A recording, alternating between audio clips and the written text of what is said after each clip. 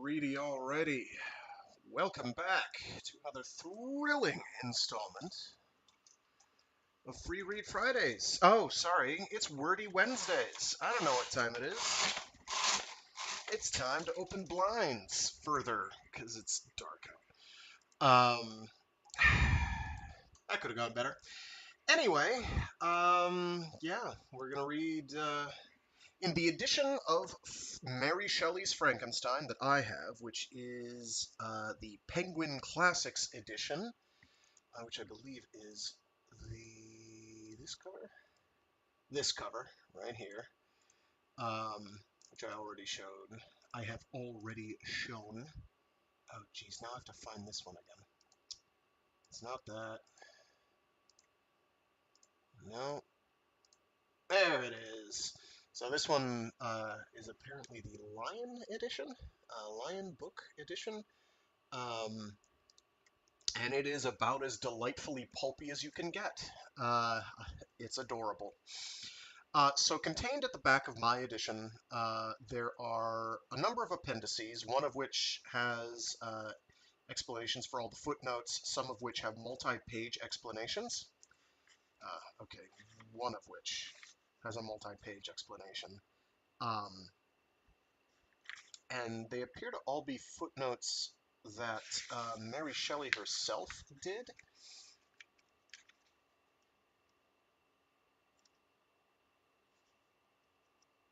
Oh no, there's another one with multiple pages. I take it back. Anyway, I skipped those because the first time I encountered them, I didn't know where I tried to find that appendix, flipping through quickly, and couldn't find it because I'm a goof.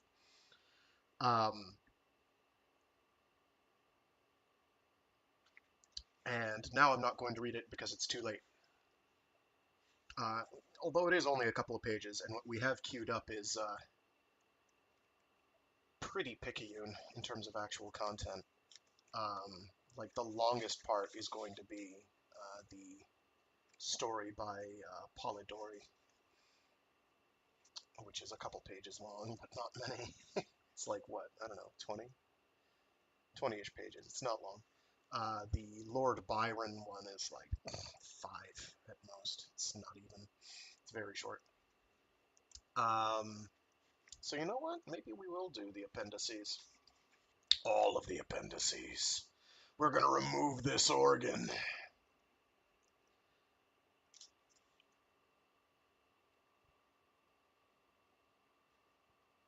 Oh, is that? Okay, here we go. Yeah, you know what? Fine, we'll do it.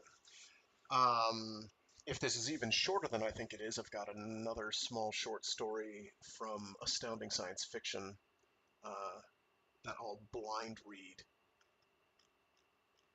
It's in the same issue as Who Goes There, which those of you who are in the know, and you'd have to have gone down quite a rabbit hole to know it, is the short story that is the inspiration for the movie The Thing. And that one is actually somewhat scarier than that movie is. Not the 2011 remake, ill-advised as that was. Exceedingly ill-advised. Not the only exceedingly ill-advised decision in recent memory that a group of people have undertaken, but it certainly was one of them. So the way this is laid out for Appendix A, I believe indicates page number, then line number.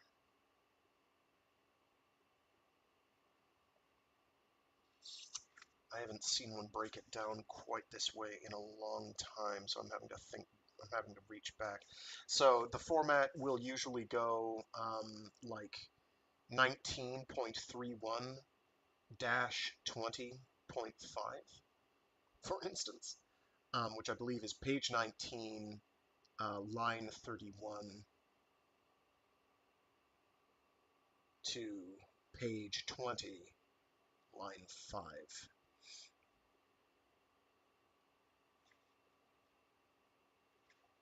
Unless it's third sentence. Let me, because I don't know how they'd be able to retain the line.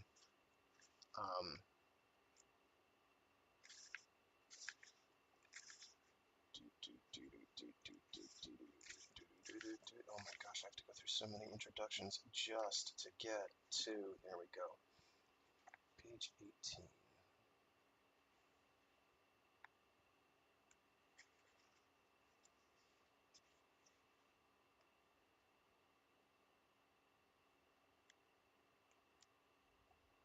There we go.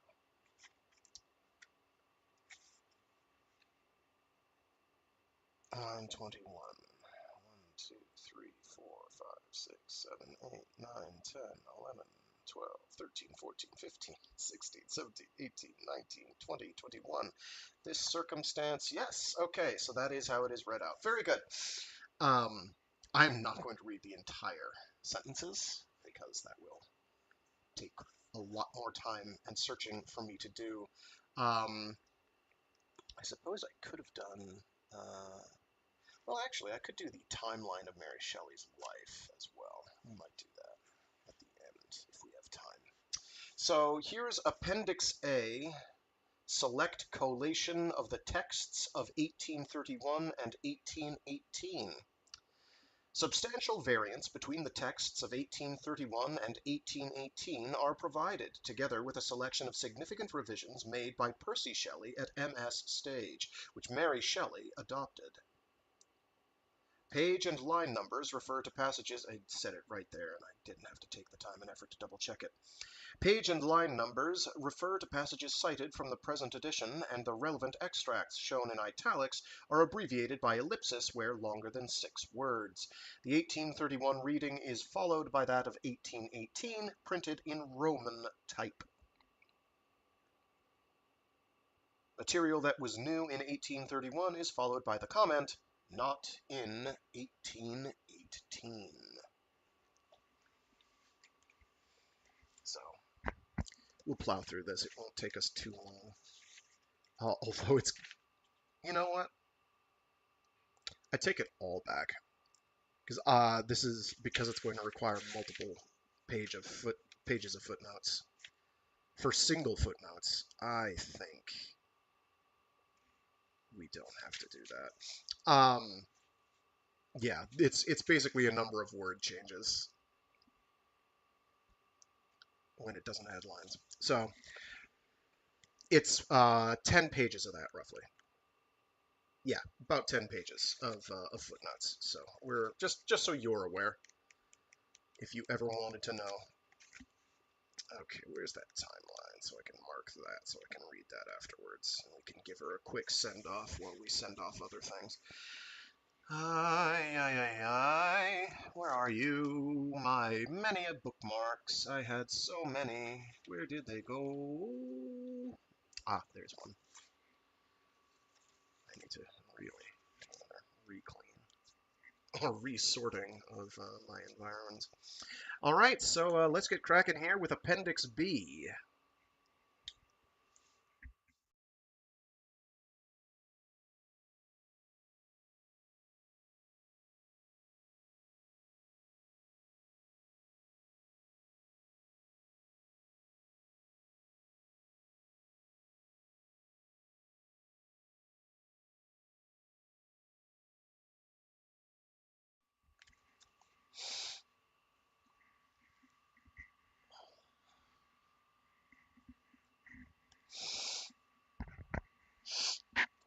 Oh, I thought I had myself muted while I was inhaling like that. Good job. Appendix B, a fragment by Lord Byron. There's a footnote here. The text follows that printed at the end of the first edition of Mazeppa, a poem by John Murray, London, 1819, pages 59 to 69. June 17th, 1816. In the year 1700X, having for some time determined on a journey through countries not hitherto much frequented by travellers, I set out, accompanied by a friend, whom I shall designate by the name of Augustus Darvell. He was a few years my elder, and a man of considerable fortune and ancient family, advantages which an extensive capacity prevented him alike from undervaluing or overrating. Some peculiar circumstances in his private history had rendered him to me an object of attention, of interest, and even of regard, which neither the reserve of his manners nor occasional indications of an inquietude at times nearly approaching to alienation of mind could extinguish. I was yet young in life, which I had begun early, but my intimacy with him was of a recent date. We had been educated at the same schools and university, but his progress through these had preceded mine, and he had been deeply initiated into what is called the world, while I was yet in my novitiate.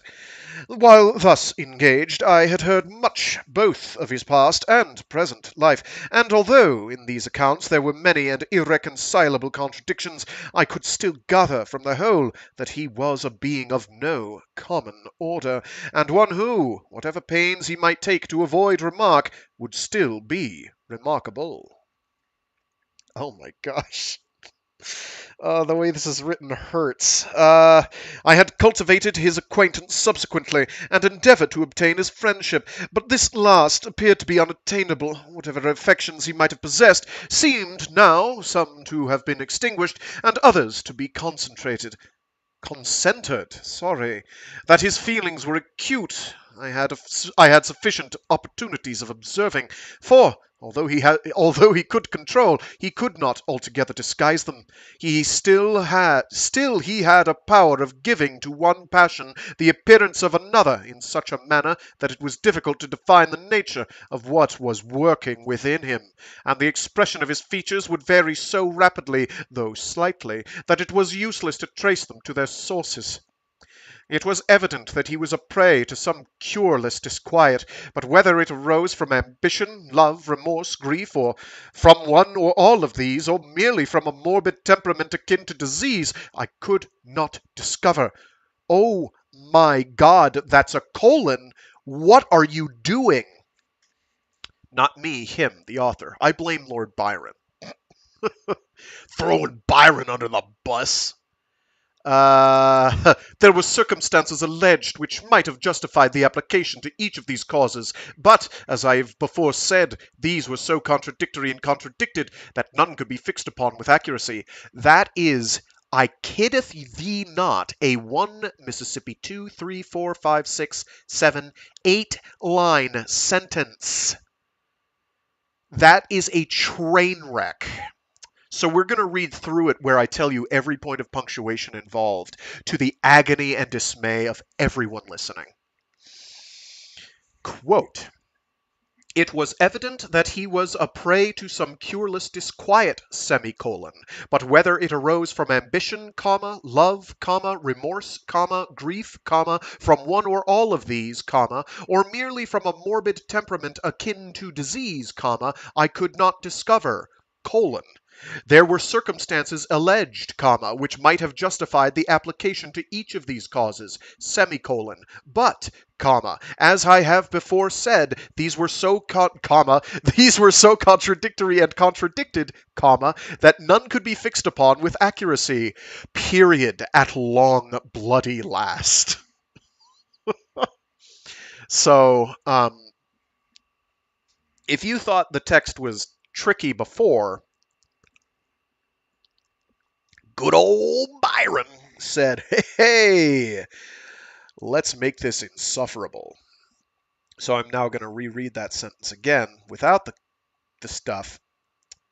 "It was evident that he was a prey to some cureless disquiet, but whether it arose from ambition, love, remorse, grief, from one or all of these, or merely from a morbid temperament akin to disease, I could not discover.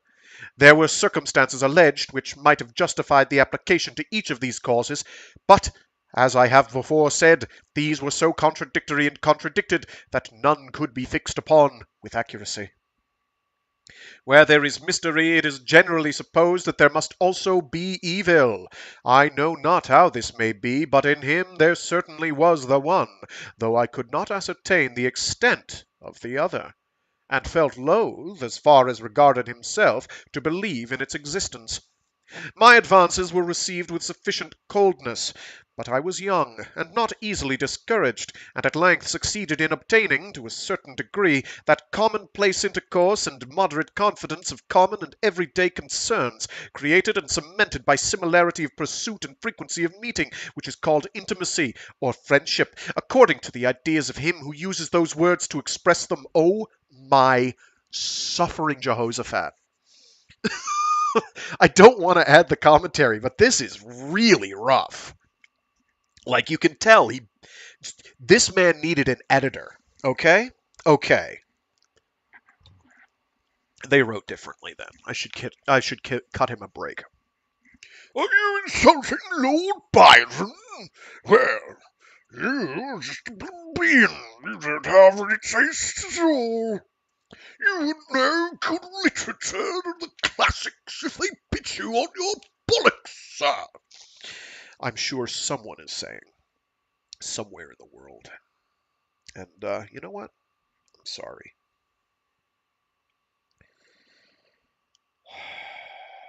Where were we? Right.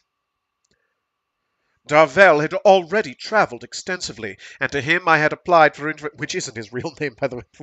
Darvel had already travelled extensively, and to him I had applied for information with regard to the conduct of my intended journey. It was my secret wish that he might be prevailed on. Oh, no, that is a V. He might be prevailed on to accompany me. It was also a probable hope, founded upon the shadowy restlessness which I had observed in him, and to which the animation in which he appeared to feel on such subjects, and his apparent indifference to all by which he was more immediately surrounded, gave fresh strength. This wish I first hinted, and then expressed. His answer, though I had partly expected it, gave me all the pleasure of surprise. His answer, though I had partly expected it, gave me all the pleasure of surprise. He consented, and, after the requisite arrangements, we commenced our voyages. After journeying through various countries of the south of Europe, our attention was turned towards the east, according to our original destination, and it was in my progress through those regions that the incident occurred upon which we'll turn, that I may have to relate.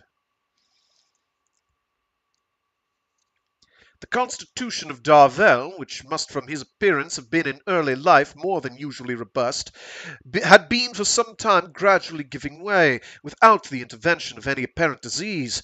He had neither cough nor hectic. There is a footnote here, but I'm not seeing where the footnote leads to. Is there a sub-appendix within the appendix?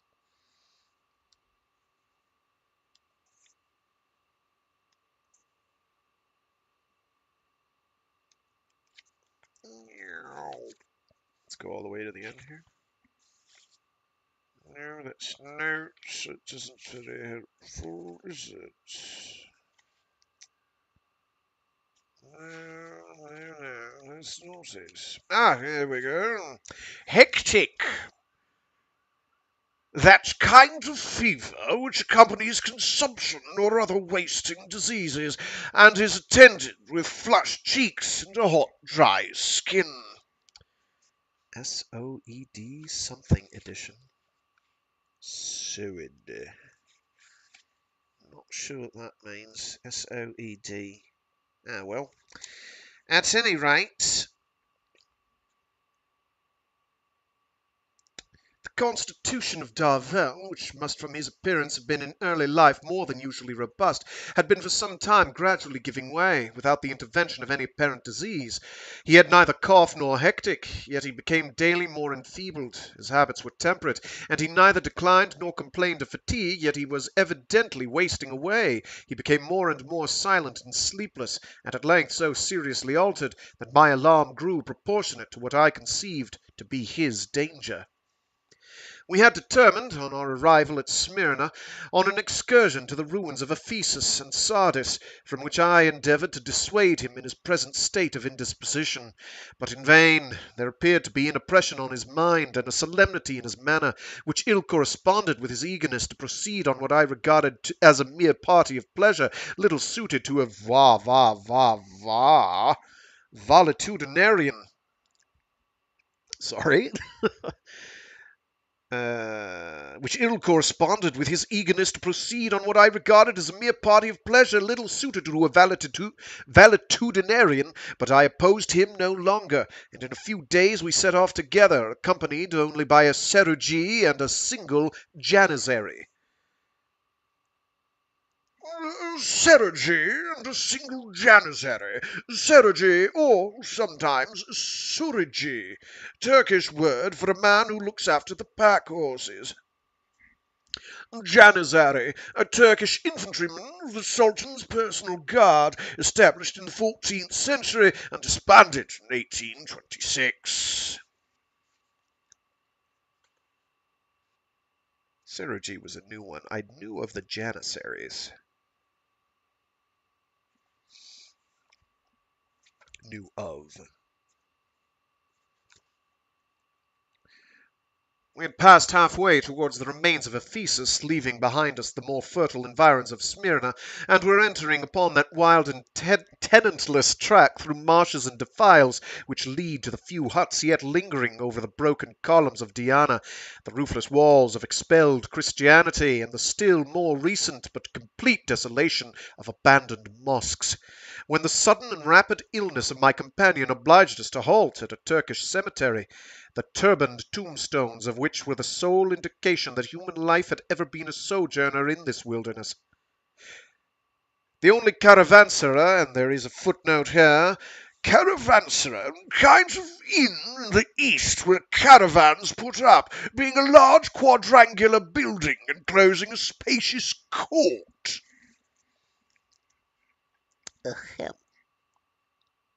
The only caravanserai we had seen was left some hours behind us. Not a vestige of a town or even cottage was within sight or hope, and this city of the dead appeared to be the sole refuge for my unfortunate friend, who seemed on the verge of becoming the last of its inhabitants.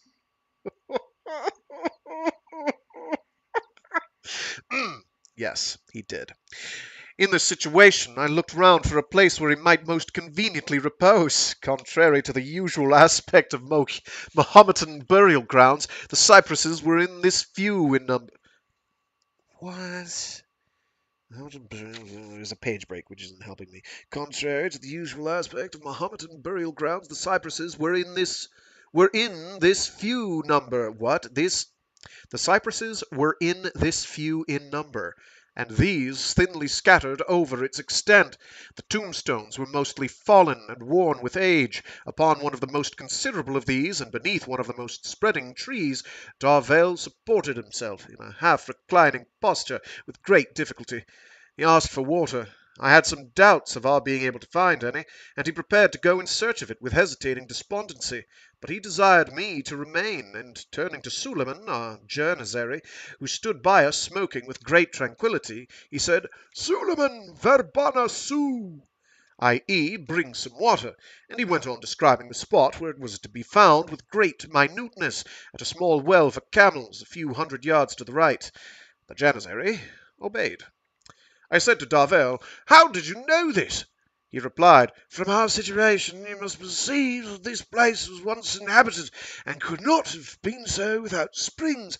I have also been here before."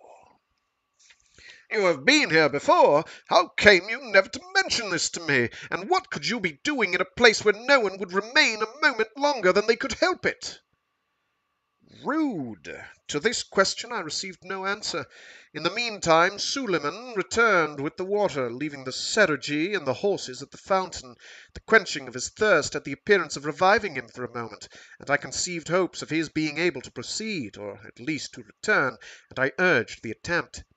He was silent, and appeared to be collecting his spirits for an effort to speak. He began. This is the end of my journey and of my life. I came here to die, but I have a request to make, a command, for such my last words be. You will observe it? Most certainly, but have better hopes. I have no hopes, nor wishes, but this: conceal my death from every human being.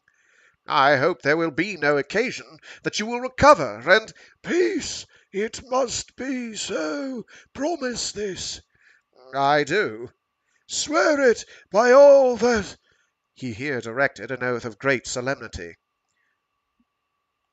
There is no occasion for this. I will observe your request, and to doubt me is— It cannot be helped.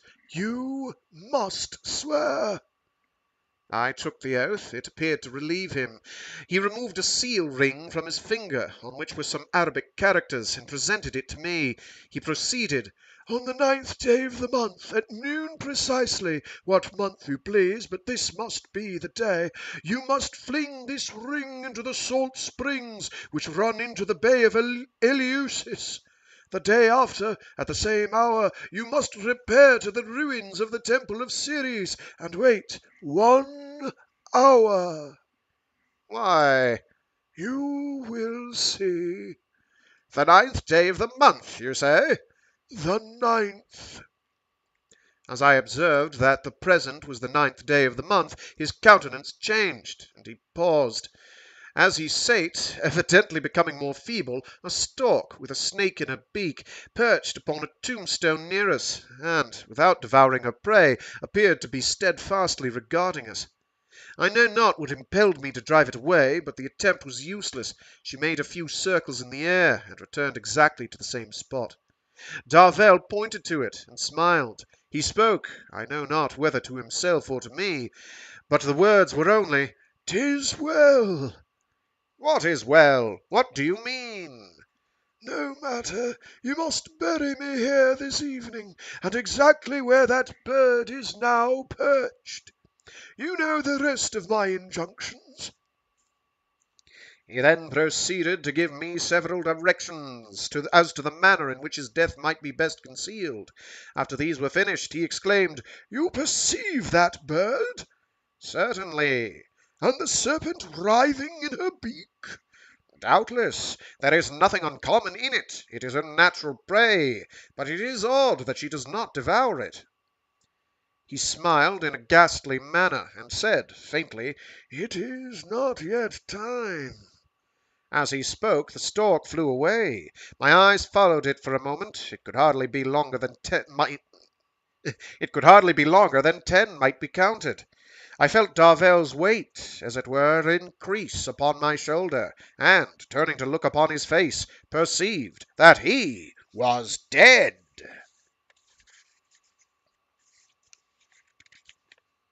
I was shocked with the sudden certainty which could not be mistaken. His countenance in a few minutes became nearly black. I should have attributed so rapid a change to poison, had I not been aware that he had no opportunity of receiving it unperceived. The day was declining, the body was rapidly altering, and nothing remained but to fulfil his request. With the aid of Suleiman's Atagan or Yatagan, A Turkish sword with a curved single-edged blade. it's different from a scimitar, clearly. Oh, it might be thinking of a Kopesh. It kind of like goes out straight and then does kind of a sickle thing, but it's got like a broader blade. They're pretty neat. With the aid of Suleiman's Atagan and my own sabre, we scooped a shallow grave upon the spot which Darvell had indicated. The earth easily gave way, having already received some Mahometan tenant. We dug as deeply as the time permitted us, and throwing the dry earth upon all that remained of the singular being so lately departed, we cut a few sods of greener turf from the less withered soil around us, and laid them upon his sepulchre. Between astonishment and grief, I was tearless. The end. So that was A Fragment by Lord Byron. Thanks, B-Dog.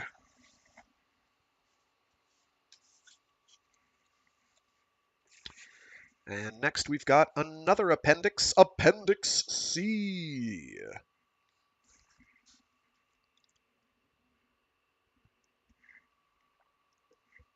Appendix C, The Vampire, A Tale, by Dr. John William Polidori. We have an introduction here. John William Polidori was born on 7 September 1795, son of Gaetano Polidori, who had left his native Italy to settle in London after serving as secretary to the poet and dramatist Vittorio Alfieri. Polidori père married an English woman, Miss Pierce, and after being brought up by them in the expatriate surroundings of Soho, young Polidori was sent to Ampleforth, a Roman Catholic college in Yorkshire. From there he attended Edinburgh University, leaving with a doctoral degree in medicine in 1815 at the unprecedented age of 19. Wow. The comparison with the precocious Frankenstein here is striking. Early in 1816, Lord Byron was laying plans for his final departure from England for the continent and sought a travelling companion. Sir Henry Halford recommended the young doctor. Initially impressed by Polidori's learning both in sciences and the humanities, and pleased with his literary aspirations, he engaged him as his personal physician and travelling companion. They travelled together on the continent for 5 months before Byron, unable any longer to endure the squabbles which his vain and jealous companion regularly initiated, dismissed him.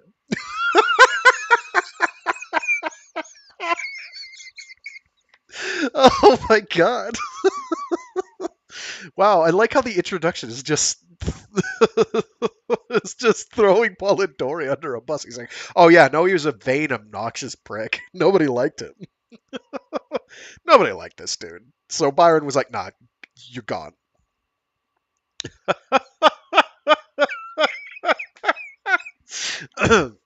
Sorry. They traveled together on the continent for 5 months before Byron, unable any longer to endure the squabbles which his vain and jealous companion regularly initiated, dismissed him. Byron later judged Polidori to be not a bad fellow, but young and hot-headed, and more likely to incur diseases than to cure them. The young doctor continued travelling on alone after his quarrel with Byron, eventually visiting relations in Italy before returning to England. He began practicing medicine in Norwich, where it is said that the 15-year-old Harriet Martineau became infatuated with him. Unable to settle into his medical career, he began studying for the bar, which in turn he also abandoned. Polidori died in August 1821 under unhappy circumstances. Wow, he was young.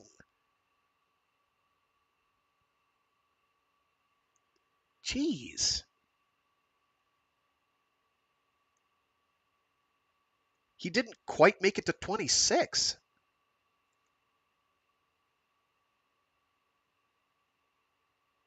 Anyway, Polidori died in August 1821 under unhappy circumstances, whichever version of events one accepts.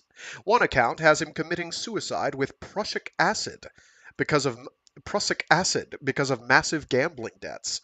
That can't have been pleasant. The other says he died after an illness caused by internal head injuries sustained in a carriage accident. The coroner's jury who deliberated on the untimely death of the 26-year-old literary doctor was strangely content to pronounce that he had, quote, died by the visitation of God, unquote. His sister Frances Polidori married Gabriele Rossetti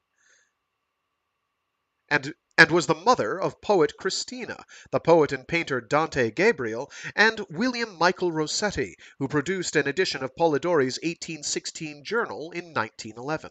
See further reading for publication details. Polidori's The Vampire, A Tale, was first published in the New Monthly Magazine on 1st April 1819, and the text printed here reproduces this. It seems that Polidori gave an ambiguous account of the story's origin, such that the journal's publisher, Henry Colburn, felt able to publish it as a tale by Lord Byron, so as to capitalize on the fame of the poet's name. Byron's friend Hobhouse stepped in and insisted that Polidori offer a public explanation of the novella's genesis. Accordingly, Polidori wrote to the editor of the New Monthly a letter which appeared on 5th May, 1819, in the Courier. Sir, as the person referred to in the letter from Geneva prefixed to the tale of the vampire in your last number, I beg leave to state that's Russian. Never mind. I beg leave to state that your correspondent has been mistaken in attributing that tale in its present form to Lord Byron. The fact is that though the groundwork is certainly Lord Byron's, its development is mine, produced at the request of a lady, who denied the possibility of anything being drawn from the materials which Lord Byron had said he intended to have employed in the formation of his ghost story. I am, etc., J.W. Polidori. He didn't even say I am respectfully yours. Just, I am, yada, yada, yada. Polidori. Let's go. Despite this explanation, the vampire continued to be attributed to Byron for many years, a fact which gave Polidori's story great celebrity, especially on the continent, where popular melodramas and operas were based on it. The novella also had a direct influence on the other two foremost 19th century vampire stories, Sheridan Lee Fanu's Carmilla, maybe? Carmilla, 1872, and Bram Stoker's Dracula, 1897. If Byron in his Fragment had thought of himself as a model for the aristocratic Darvel, Polidori almost certainly drew on Byron's character and his own relationship to the poet for the development of the vampire. Lord Byron is the model for Lord Ruthven, named after Ruthven Glenarvan, haughty and cynical hero of Lady Caroline Lamb's romantic Glenarvan in 1816. This was a vengeful roman à clef, written after the poet had grown bored with her obsessive pursuit of him. Polidori's Lady Mercer appears to be based on Lady Caroline. Some features of the Byron-Polidori relationship find several echoes in that of Ruthven and Aubrey. Like Polidori, Aubrey is a young, talented gentleman, full of admiration for his aristocratic and wordly mentor, Ruthven/Byron, who leaves a sister in England for the continental tour and becomes disgusted when the older man abuses the honor of women. Polidori was warned by his parents about linking himself with someone of Byron's reputation, as Aubrey's guardians warn him of Ruthven's. Like Polidori, too, Aubrey is an amateur antiquarian and artist. Apart from The Vampire, Polidori produced two collections of mediocre verse, one of which contained a drama, Ximenes, some essays, that's Ximenes, Ximenes, so it could be Ximenes? I'm not sure. Some essays, and a novel whose subtitle seems influenced by that of Frankenstein, Ernestus Berchtold, or The Modern Oedipus, published in 1819.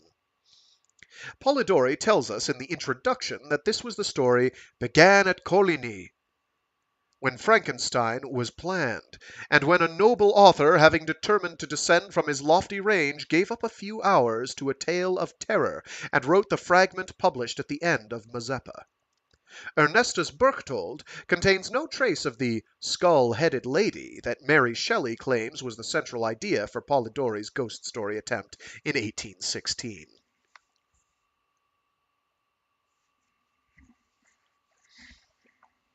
So if you remember back to the first Frankenstein stream,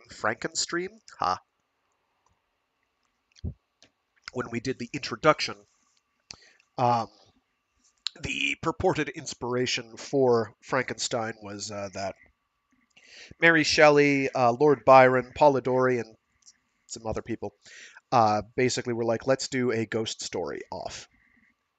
And eventually, that was the seed that would grow into Frankenstein. So, without further introduction, we have The Vampire. That's with a Y, by the way. The Vampire. A Tale. It happened that in the midst of the dissipations attendant upon a London winter, there appeared at the various parties of the leaders of the ton, and a ton is fashionable world. Okay. Society with a capital S. It happened that in the midst of the dissipations attendant upon a London winter, there appeared at the various parties of the leaders of the ton a nobleman, more remarkable for his singularities than his rank. He gazed upon the mirth around him, as if he could not participate therein. Apparently, the light laughter of the fair only attracted his attention, that he might by a look quell it, and throw fear into those breasts where thoughtlessness reigned. Those who felt this sensation of awe could not explain whence it arose. Some attributed it to the dead grey eye, which, fixing upon the object's face, did not seem to penetrate, and at one glance to pierce through to the inward workings of the heart, but fell upon the cheek with a leaden ray that weighed upon the skin it could not pass. His peculiarities caused him to be invited to every house. All wished to see him, and those who had been accustomed to violent excitement, and now felt the weight of ennui, were pleased at having something in their presence capable of engaging their attention. In spite of the deadly hue of his face, which never gained a warmer tint, either from the blush of modesty or from the strong emotion of passion, though its form and outline were beautiful, many of the female hunters after notoriety attempted to win his attentions, and gain, at least, some marks of what they might term affection. Lady Mercer, who had been the mockery of every monster shewn in drawing-rooms since her marriage, originally a drawing room was a room to withdraw to. Here it refers to a reception at which ladies are presented at court. A mixed assembly where royalty, aristocracy, and the beau monde can display themselves to each other, intrigue, and exchange polite gossip. Lady Mercer, who had been the mockery of every monster shewn in drawing-rooms since her marriage, threw herself in his way, and did all but put on the dress of a mountebank. Mountebank, a clownish charlatan or fake. And did all but put on the dress of a mountebank to attract his notice, though in vain. When she stood before him, though his eyes were apparently fixed upon hers, still it seemed as if they were unperceived. Even her unappalled impudence was baffled, and she left the field. But though the common adulteress could not influence even the guidance of his eyes, it was not that the female sex was indifferent to him, yet such was the apparent caution with which he spoke to the virtuous wife and innocent daughter, that few knew he ever addressed himself to females. He had, however, the reputation of a winning tongue, and whether it was that it even overcame the dread of his singular character, or that they were moved by his apparent hatred of vice, he was as often among those females who form the boast of their sex from their domestic virtues, as among those who sully it by their vices. He liked the ladies, is what he's saying, which is pretty obvious. About the same time there came to London a young gentleman of the name of Aubrey. He was an orphan, left with an only sister, in the possession of great wealth, by parents who died while he was yet in childhood. Left also to himself by guardians, who thought it their duty merely to take care of his fortune, while they relinquished the more important charge of his mind to the care of mercenary subalterns, he cultivated more his imagination than his judgment. He had, hence, that high romantic feeling of honour and candour which daily ruins so many milliners' apprentices. He believed all to sympathize with virtue, and thought that vice was thrown in by Providence merely for the picturesque effect of the scene, as we see in romances. He thought that the misery of a cottage merely consisted in the vesting of clothes, which were as warm, but were better adapted to the painter's eye by their irregular folds and various coloured patches. He thought, in fine, that the dreams of poets were the realities of life. He was handsome, frank, and rich. For these reasons, upon his entering into the gay circles, many mothers surrounded him, striving which should describe with least truth their languishing of or romping favourites. The daughters, at the same time, by their brightening countenances when he approached, and by their sparkling eyes when he opened his lips, soon led him into false notions of his talents and his merit. He was a pretty boy who was kind of an idiot who didn't know what he could do or something. And all the ladies fawn over him because he's a pretty boy. Attached as he was to the romance of his solitary hours, he was startled at finding that, except in the tallow and wax candles that flickered not from the presence of a ghost, but from want of snuffing, there was no foundation in real life for any of that congeries of pleasing pictures and descriptions contained in those volumes from which he had formed his study. Finding, however, some compensation in his gratified vanity, he was about to relinquish his dreams, when the extraordinary being we have above described crossed him in his career. He watched him, and the very impossibility of forming an idea of the character of a man entirely absorbed in himself, who gave few other signs of his observation of external objects than the tacit assent to their existence, implied by the avoidance of their contact, allowing his imagination to picture everything that flattered its propensity to extravagant ideas, he soon formed this object into the hero of a romance, and determined to observe the offspring of his fancy, rather than the person before him. He became acquainted with him, paid him attentions, and so far advanced upon his notice that his presence was always recognized. He gradually learnt that Lord Ruthven's affairs were embarrassed, and soon found, from the notes of preparation in something street, there's just a series of hyphens, so it's blank street, that he was about to travel. Desirous of gaining some information respecting this singular character, who, till now, had only whetted his curiosity, he hinted to his guardians that it was time for him to perform the tour, which for many generations has been thought necessary to enable the young to take some rapid steps in the career of vice towards putting themselves upon an equality with the aged, and not allowing them to appear as if fallen from the skies, whenever scandalous intrigues are mentioned as the subjects of pleasantry or of praise, according to the degree of skill shewn in carrying them on. Good Lord, Gott in Himmel, that is a long one. That was a 1 and a 2 and a 3, 4, 5, 6, 7, 8, 9 lines.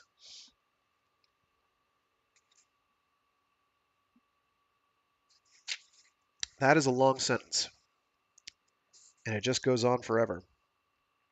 Desirous of gaining some information respecting this singular character, who, till now, had only whetted his curiosity, he hinted to his guardians, that it was time for him to perform the tour, which for many generations has been thought necessary to enable the young to take some rapid steps in the career of vice towards putting themselves upon an equality with the aged, and not allowing them to appear as if fallen from the skies, whenever scandalous intrigues are mentioned as the subjects of pleasantry or of praise, according to the degree of skill shewn in carrying them on. Period. So I'm trying to mentally translate what exactly that entire brick means. Basically, he wants to learn about this mysterious dude who has just whetted his curiosity. So he tells his guardians, and it's time for him to perform the tour, which lets young people grow up. And then there's whenever scandalous intrigues are mentioned as the subjects of pleasantry or of praise according to the degree of skill shewn in carrying them on. Honestly, these people needed editors a lot more. You can understand why that became a professional job. Somebody reading someone's stuff and being like, hey, this is, come on now. They consented, and Aubrey immediately mentioned his intentions to Lord Ruthven. was surprised to receive from him a proposal to join him. Flattered by such a mark of esteem from him, who apparently had nothing in common with other men, he gladly accepted it, and in a few days they had passed the circling waters.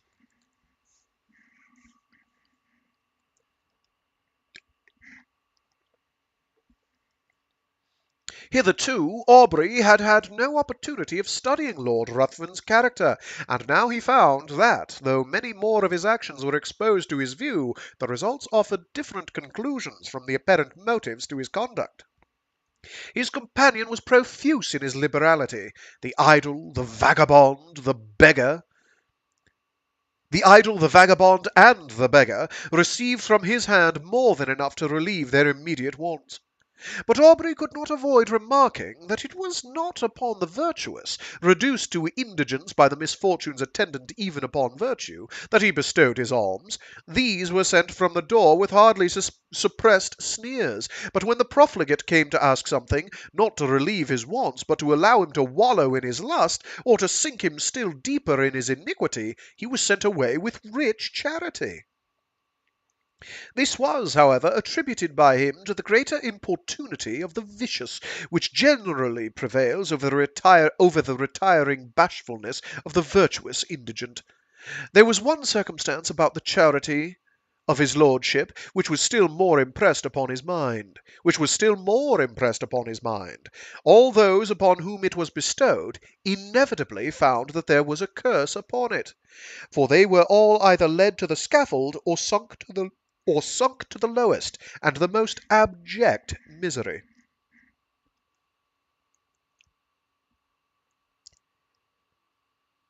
At Brussels and other towns through which they passed, Aubrey was surprised at the apparent eagerness with which his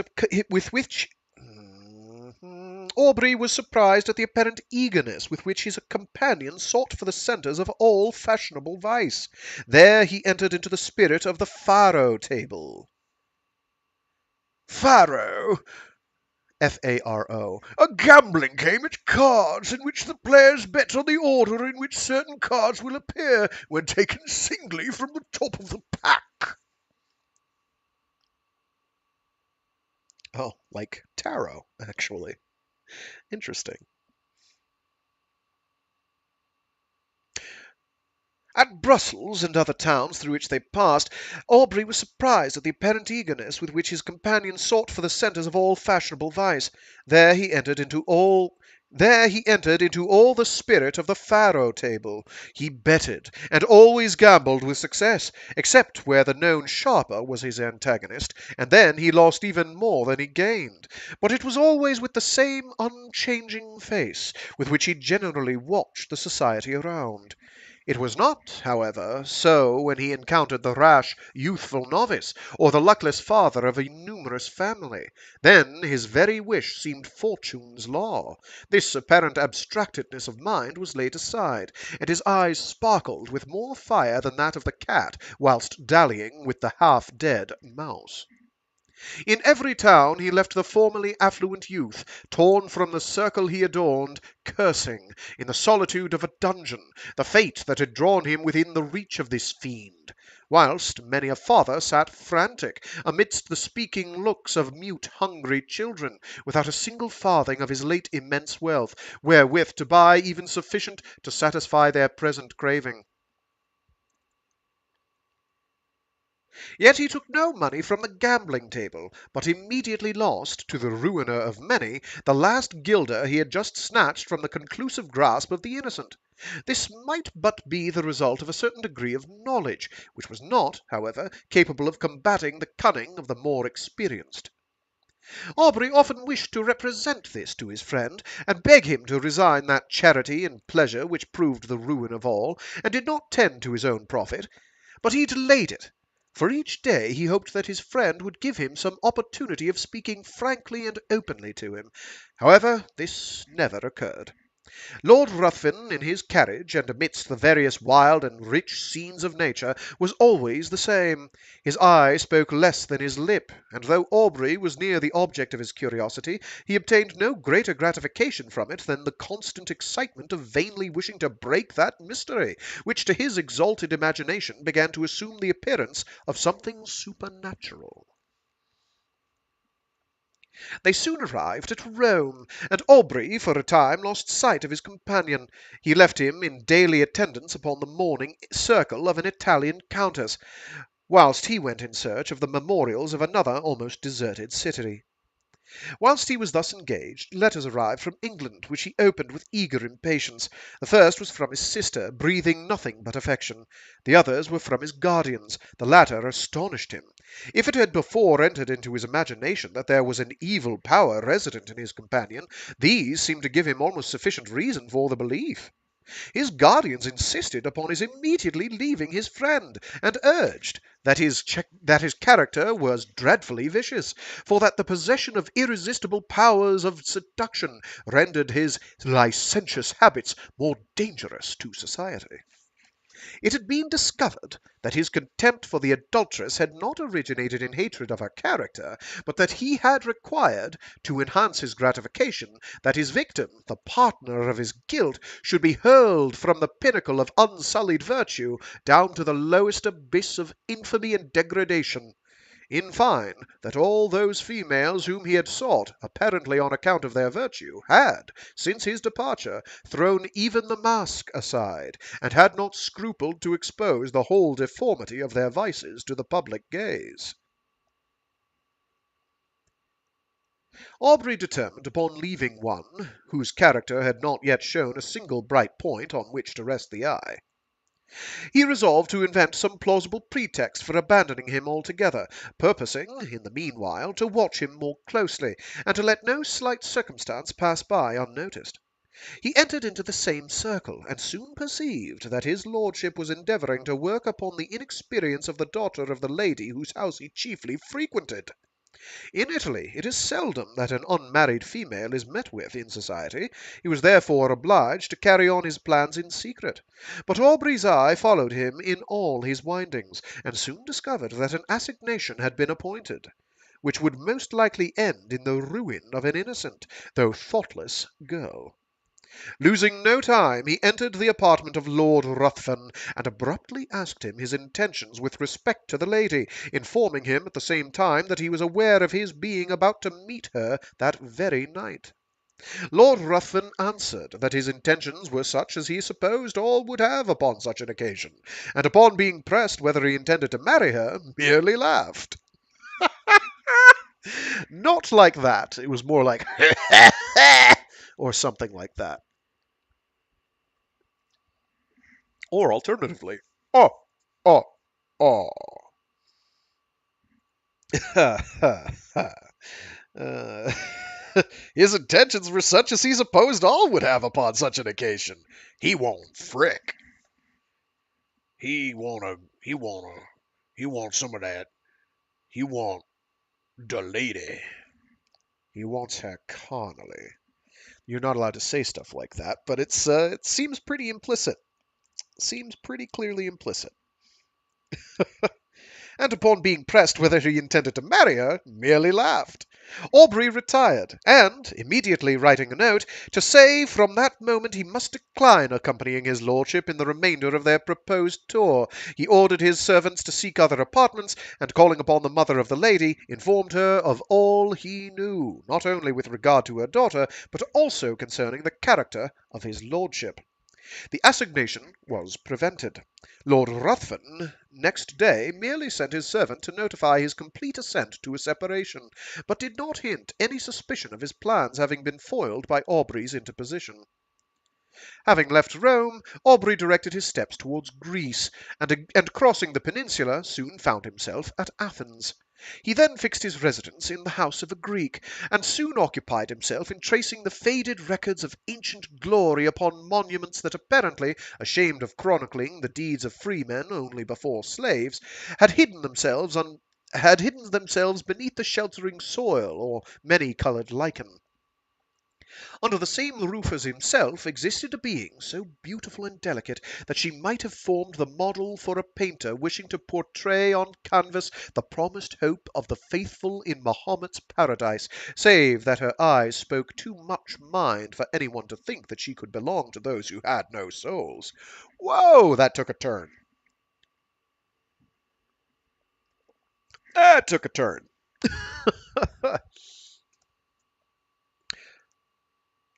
So basically, there's a pretty lady, but she's too intelligent, I guess, to be a Mahometan because Mahometans have no souls.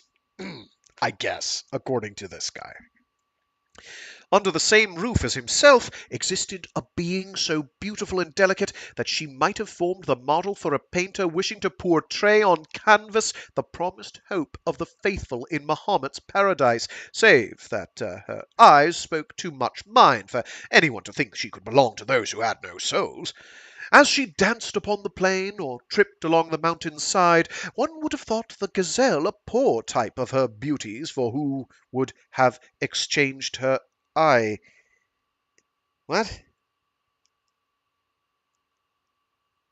As she danced upon the plain or tripped along the mountain's side, one would have thought the gazelle a poor type of her beauties, for who she would have exchanged her eye. Apparently the eye of animated nature for that sleepy, luxurious look of the animal suited but to the taste of an epicure. What? She's more graceful than a gazelle.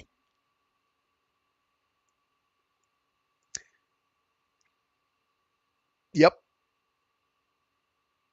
Yep. That was 6 lines to say she was more graceful than a gazelle. 7. 6 lines to say 7 words. Cool. Uh, they were rather flowery back then. Their prose was... it was a bit much. As she danced upon the plain, or tripped along the mountain's side, one would have thought the gazelle a poor type of her beauties, for who would have exchanged her eye? Apparently the eye of animated nature for that sleepy, luxurious look of the animal, suited but to the taste of an epicure. The light step of Ianthe often accompanied Aubrey in his search after antiquities, and often would the unconscious girl, engaged in the pursuit of a cashmere butterfly, show the whole beauty of her form, floating, as it were, upon the wind, to the eager gaze of him, who forgot the letters he had just deciphered upon an almost effaced tablet, in the contemplation of her sylph-like figure. Often would her tresses falling, as she flitted around, exhibit in the sun's ray such delicately brilliant and swiftly fading hues as might well excuse the forgetfulness of the antiquary, who let escape from his mind the very object he had before thought of vital importance to the proper interpretation of a passage in Pausanias. That is 4 lines? 4 lines without a single punctuation mark. Often would her tresses falling, as she flitted around, exhibit in the sun's ray such delicately brilliant and swiftly fading hues as might well excuse the forgetfulness of the antiquary, who let escape from his mind the very object he had before thought of vital importance to the proper interpretation of a... Oh, boy. That's a toughie. So it's all fun and games and extra commas until it isn't. There's no winning, Polidori. There's no winning for you. Let's try that again. She has pretty hair that glints in the sun, and she's so pretty that she's distracting someone who might hypothetically be an antiquary from doing what he's supposed to be doing, which is proper interpretation of a passage in Pausanias. Often would her tresses falling, as she flitted around, exhibit in the sun's ray such delicately brilliant and swiftly fading hues as might well excuse the forgetfulness of the antiquary, who let escape from his mind the very object he had before thought of vital importance to the proper interpretation of a passage in Pausanias. But why attempt to describe charms which all feel, but none can appreciate? It was innocence, youth, and beauty, unaffected by crowded drawing-rooms and stifling balls. That's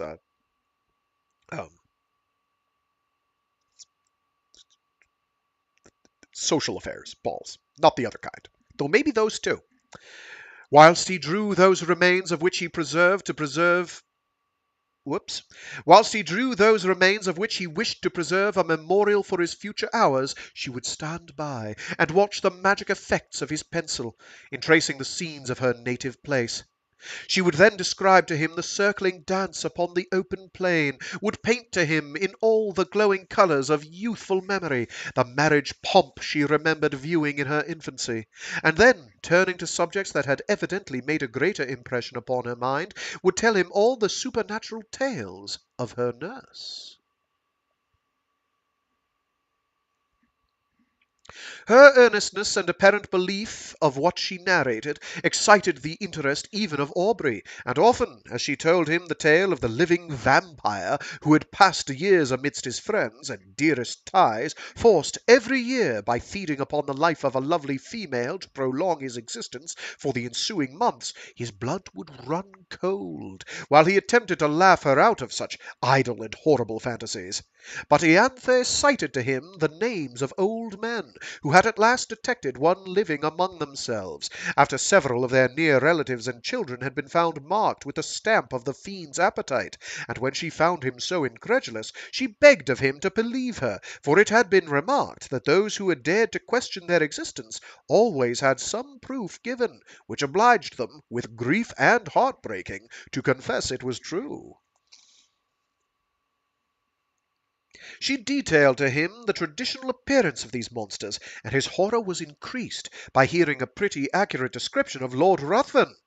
He, however, still persisted in persuading her that there could be no truth in her fears, though at the same time he wondered at the many coincidences through which had all tended to excite a belief in the supernatural power of Lord Ruthven. Aubrey began to attach himself more and more to Ianthe. Her innocence so contrasted with all the affected virtues of the women amongst whom he had sought for his vision of romance, won his heart. And while he ridiculed the idea of a young man of English habits marrying an uneducated Greek girl, he still found himself more and more attached to the almost fairy form before him.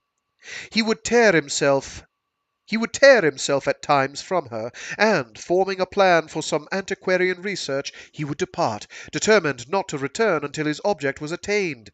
But he always found it impossible to fix his attention upon the ruins around him, whilst in his mind he retained an image that seemed alone the rightful possessor of his thoughts. Ianthe was unconscious of his love, and was ever the same frank, infantile being he had first known. She always seemed to part from him with reluctance, but it was because she had no longer anyone with whom she could visit her favourite haunts, while her guardian was occupied in sketching or uncovering some fragment which had yet escaped the destructive hand of time. She had appealed to her parents on the subject of vampires, and they both, with several present, affirmed their existence, pale with horror at the very name. Soon after, Aubrey determined to proceed upon one of his excursions, which was to detain him for a few hours. When they heard the name of the place, they all at once begged of him not to return at night, as he must necessarily pass through a wood, where no Greek would ever remain after the day had closed, upon any consideration. They described it as the resort of the vampires in their nocturnal orgies, and denounced the most heavy evils as impending upon him who dared to cross their path. Aubrey made light of their representations, and tried to laugh them out of the idea, but when he saw them shudder at his daring thus to mock a superior, infernal power, the very name of which apparently made their blood freeze, he was silent.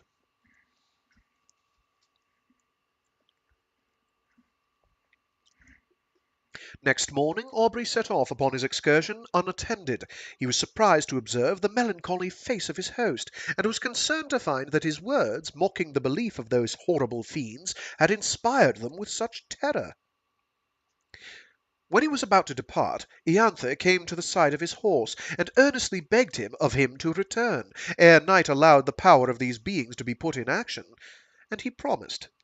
He was, however, so occupied in his research that he did not perceive that daylight would soon end, and that in the horizon there was one of those specks which in the warmer climates so rapidly gather into a tremendous mass, and pour all their rage upon the devoted country. He at last, however, mounted his horse, determined to make up by speed for his delay. But it was too late. Twilight, in these southern climates, is almost unknown. Immediately the sun sets, night begins. And ere he had advanced far, the power of the storm was above. Its echoing thunders had scarcely an interval of rest. Its thick, heavy rain forced its way through the canopying foliage, whilst the blue forked lightning seemed to fall and radiate at his very feet. Suddenly his horse took fright, and he was carried with dreadful rapidity through the entangled forest. Don't lose your page.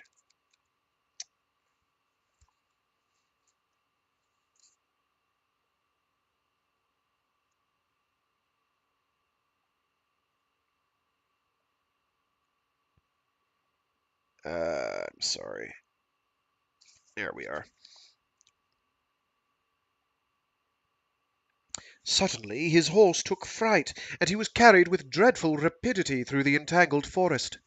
The animal at last, through fatigue, stopped, and he found, by the glare of lightning, that he was in the neighbourhood of a hovel that hardly lifted itself up from the masses of dead leaves and brushwood which surrounded it. Dismounting, he approached, hoping to find some one to guide him to the town, or at least trusting to obtain shelter from the pelting of the storm.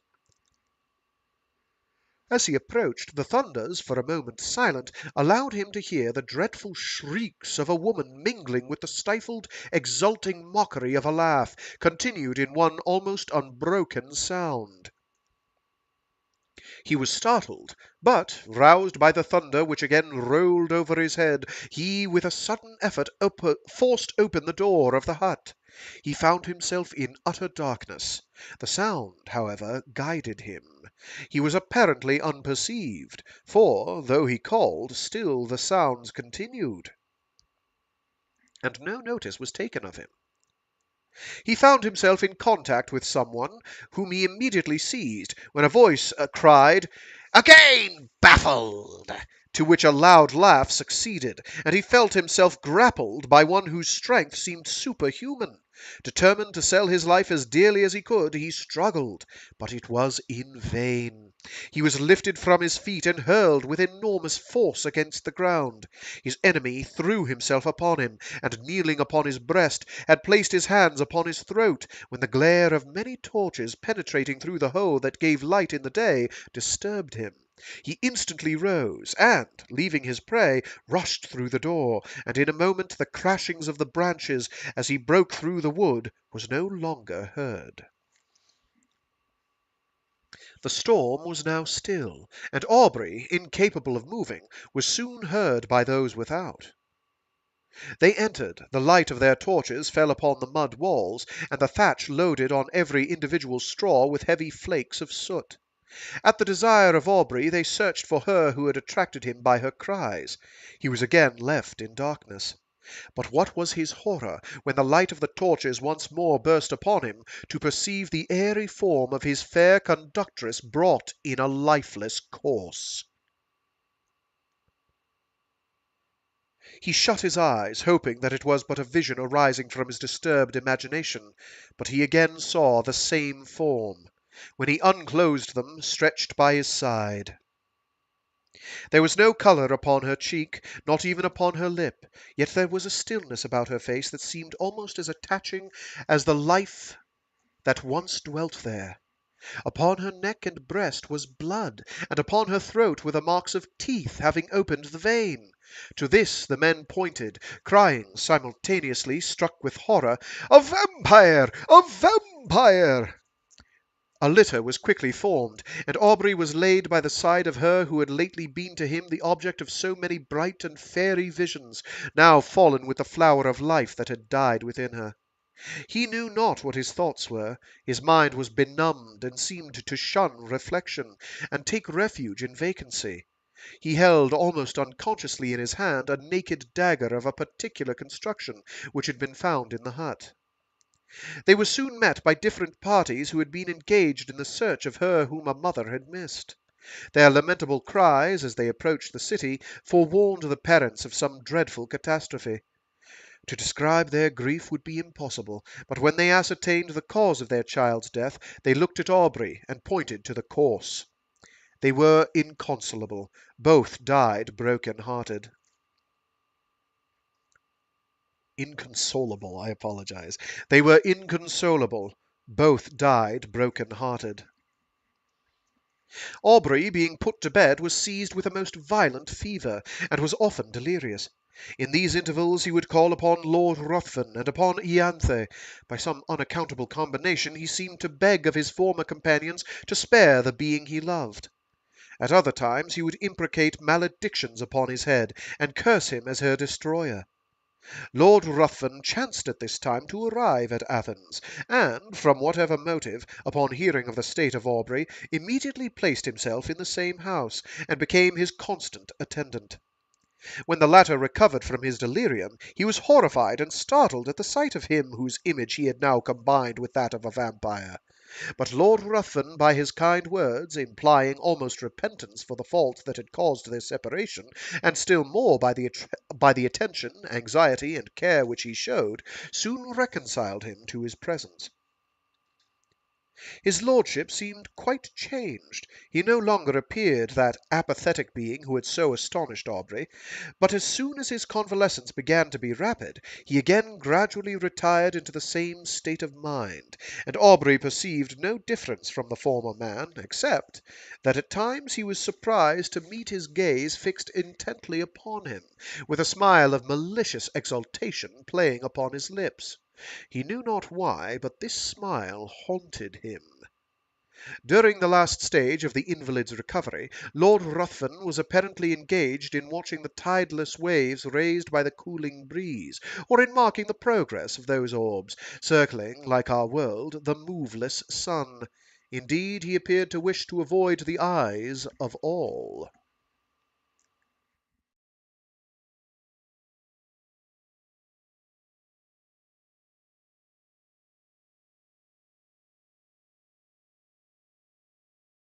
Aubrey's mind, by this shock, was much weakened, and that elasticity of spirit which had once so distinguished him now seemed to have fled forever. He was now as much a lover of solitude and silence as Lord Ruthven, but, much as he wished for solitude, his mind could not find it in the neighbourhood of Athens. If he sought it amidst the ruins he had formerly frequented, Ianthe's form stood by his side. If he sought it in the woods, her light step would appear wandering amidst the underwood, in quest of the modest violet. Then, suddenly turning round, would show, to his wild imagination, her pale face and wounded throat, with a meek smile upon her lips. He determined to fly scenes, every feature of which created such bitter associations to his mind. He proposed to Lord Ruthven, to whom he held himself bound by the tender care he had taken of him during his illness, that they should visit those parts of Greece neither had yet seen. They travelled in every direction, and sought every spot to which a recollection could be attached. But though they thus hastened from place to place, yet they seemed not to heed what they gazed upon. They heard much of robbers, but they gradually began to slight these reports, which they imagined were only the invention of individuals whose interest it was to excite the generosity of those whom they defended from pretended dangers. In consequence of thus neglecting the advice of the inhabitants, on one occasion they travelled with only a few guards, more to serve as guides than as a defence. Upon entering, however, a narrow defile, Defile, a military term for a narrow way along which troops can march only by files or with a narrow front, a narrow mountain's gorge or pass.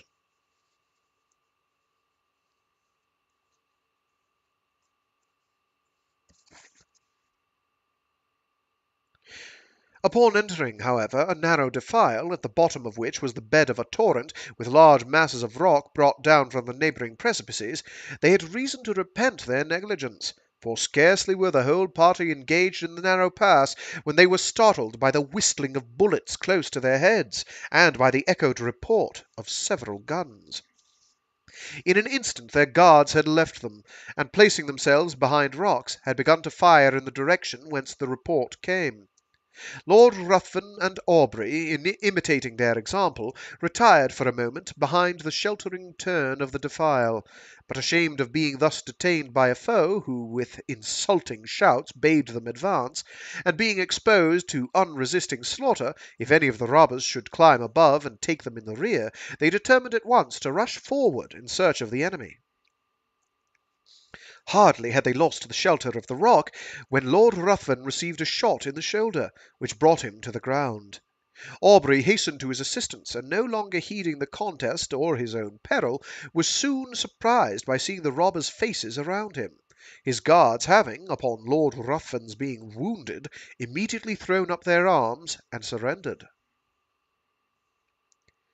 By promises of great reward, Aubrey soon induced them to convey his wounded friend to a neighbouring cabin, and having agreed upon a ransom, he was no more disturbed by their presence, they being content merely to guard the entrance till their comrade to return with the promised sum for which he had an order. Lord Ruthven's strength rapidly decreased. In 2 days mortification ensued, and death seemed advancing with hasty steps. His conduct and appearance had not changed. He seemed as unconscious of pain as he had been of the objects about him, but towards the close of the last evening his mind became apparently uneasy, and his eye often fixed upon Aubrey, who was induced to offer his assistance with more than usual earnestness. Assist me! You may save me! You may do more than that! I mean not my life. I heed the death of my existence as little as that of the passing day. But you may save my honour, your friend's honour. How? Tell me how? I would do anything, replied Aubrey. I need but little, my life ebbs apace. I cannot explain the whole, but if you would conceal all you know of me, my honour were free from stain in the world's mouth, and if my death were unknown for some time in England, but life. It shall not be known. Swear, cried the dying man, raising himself with exultant violence. Swear by all your soul reveres, by all your nature fears, swear that for a year and a day you will not impart your knowledge of my crimes or death to any living being in any way, whatever may happen, or whatever you may see. His eyes seemed bursting from their sockets. I swear, said Aubrey. He sunk laughing upon his pillow, and breathed no more. I swear, said Aubrey. He sunk laughing upon his pillow, and breathed no more. Aubrey retired to rest, but did not sleep. The many circumstances attending his acquaintance with this man rose upon his mind, and he knew not why.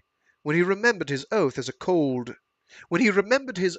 cold shivering came over him, as if from the presentiment of something horrible awaiting him. Rising early in the morning, he was about to enter the hovel in which he had left the corpse, when a robber met him, and informed him that it was no longer there, having been conveyed by himself and comrades, upon his retiring, to the pinnacle of a neighbouring mount, according to a promise they had given his lordship, that it should be exposed to the first cold ray of the moon that rose after his death. Aubrey, astonished, and taking several of the men, determined to go and bury it upon the spot where it lay. But when he had mounted to the summit, he found no trace of either the corpse or the clothes, though the robbers swore they pointed out the identical rock on which they had laid the body. For a time his mind was bewildered in conjectures, but he at last returned, convinced they had buried the corpse for the sake of the clothes.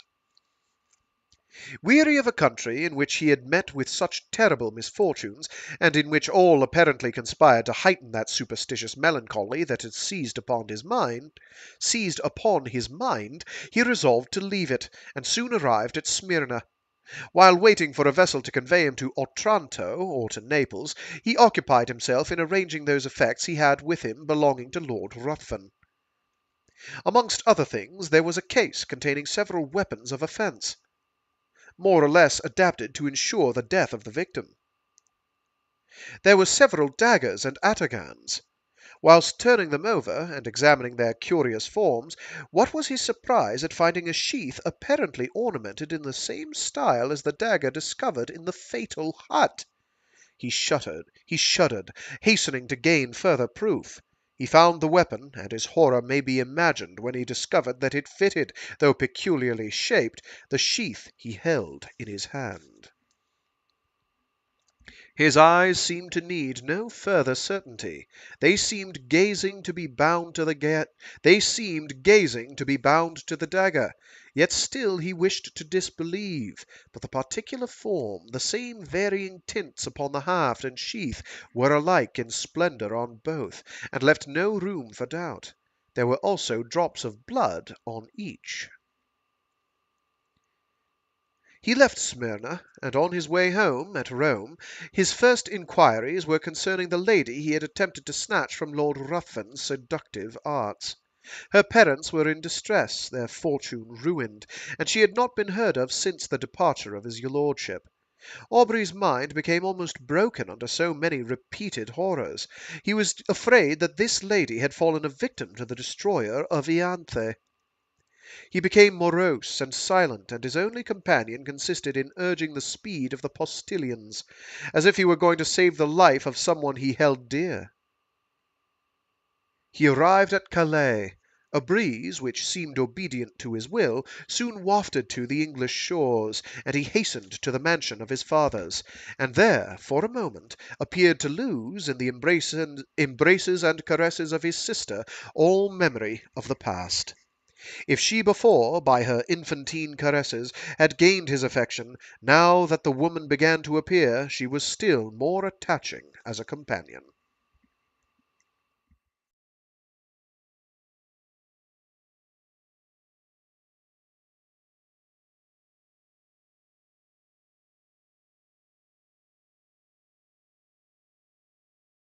Miss Aubrey had not that winning grace which gains the gaze and applause of the drawing-room assemblies.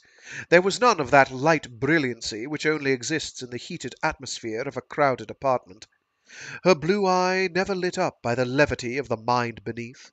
There was a melancholy charm about it which did not seem to arise from misfortune, but from some feeling within, that appeared to indicate a soul conscious of a brighter realm. Her step was not that light footing which strays where'er a butterfly or a colour may attract. It was sedate and pensive. When alone, her face was never brightened by the smile of joy. But when her brother breathed to her his affection, and would in her presence forget those griefs she knew destroyed his rest, who would have exchanged her smile for that of the voluptuary? It seemed as if those eyes, that face, were then playing in the light of their own native sphere. She was yet only 18, and had not been presented to the world, it having been thought by her guardians more fit that her presentation should be delayed until her brother's return from the Continent, when he might be her protector. It was now, therefore, resolved that the next drawing-room, which was fast approaching, should be the epoch of her entry into the busy scene. Aubrey would rather have remained in the mansion of his fathers, and fed upon the melancholy which overpowered him. He could not feel interest about the frivolities of fashionable strangers, when his mind had been so torn by the events he had witnessed, but he determined to sacrifice his own comfort to the protection of his sister. They soon arrived in town, and prepared for the next day, which had been announced as a drawing-room. The crowd was excessive. A drawing-room had not been held for a long time, and all who were anxious to bask in the smile of royalty hastened thither. Aubrey was there with his sister. While he was standing in a corner by himself, heedless of all around him, engaged in the remembrance that the first time he had seen Lord Ruthven was in that very place, he felt himself suddenly seized by the arm, and a voice he recognized too well sounded in his ear. "Remember your oath!" Remember your oath. He had hardly courage to turn, fearful of seeing a spectre that would blast him, when he perceived at a little distance the same figure which had attracted his notice on this spot upon his first entry into society. He gazed till his limbs almost refusing to bear their weight, he was obliged to take the arm of a friend, and forcing a passage through the crowd, he threw himself into his carriage, and was driven home. He paced the room with hurried steps, and fixed his hands upon his head, as if he were afraid his thoughts were bursting from his brain. I forgot to change the image that I wanted. Oh, curses! I just remembered, because I haven't even looked at my screen. There we go. Much better. My apologies. I wanted that for this entire second story, but I forgot. My bad. Where were we?